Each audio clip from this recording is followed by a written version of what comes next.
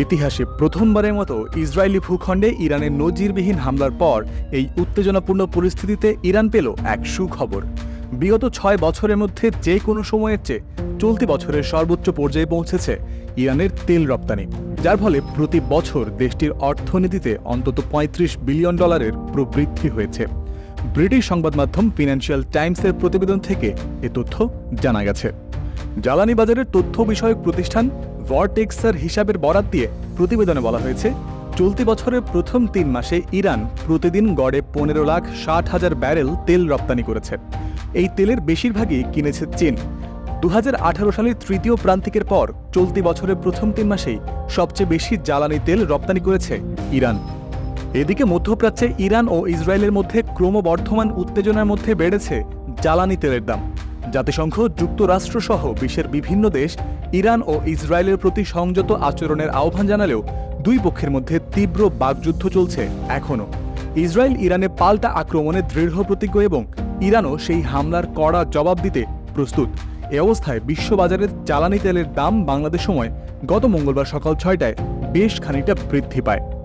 রয়টার্সের এক প্রতিবেদনে বলা হয়েছে, আগামী জুন মাসে সরবরাহের জন্য অপরিশোধিত ব্রেন্ট ফিউচার্সের চুক্তিমূল্য ব্যারেল প্রতি ৪৬ সেন্ট বা ০.৫% বেড়ে $৯০.৫৬ উঠেছে। বলে রাখা ভালো, সেন্ট মার্কিন মুদ্রা ডলারের সর্বনিম্ন একক। $১ সমান ১০০ সেন্ট।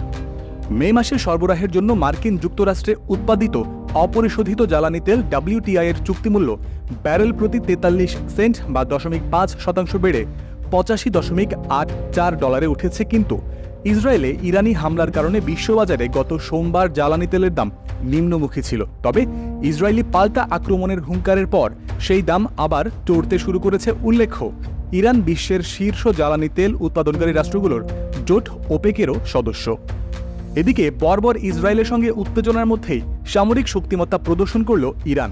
১৭ এপ্রিল বুধবার জাতীয় সেনা দিবস উপলক্ষে রাজধানী তেহরানে ছিল প্যারেড, আর এ সময় প্রদর্শন করা হয় অত্যাধুনিক সমরাস্ত্র। এবার ভেন্যুর চারপাশে নিরাপত্তার কড়াকড়ি ছিল। ক্যামেরা ক্রু থেকে শুরু করে অংশগ্রহণকারীদের সংখ্যাও ছিল সীমিত। করা হয়নি লাইভ ব্রডকাস্ট।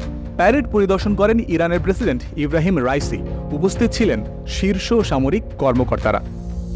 সেনা দিবসের আয়োজনে দেওয়া ভাষণে প্রেসিডেন্টের দাবি, কৌশলগতভাবে ব্যর্থ হয়েছে তেল আবিবের গোয়েন্দা, নিরাপত্তা ও সামরিক বিভাগ। ইসরায়েলে ব্যাপক নয়, সীমিত হামলা চালিয়েছে ইরান, জানান এমনটাও। ইরানের বিমান বাহিনীর কমান্ডার হামিদ বাহেদি বলেছেন, আমরা আকাশপথে শতভাগ প্রস্তুত আছি। ইরানের শত্রুদের কৌশলগত ভুল করার ক্ষেত্রেও সতর্ক করেন তিনি।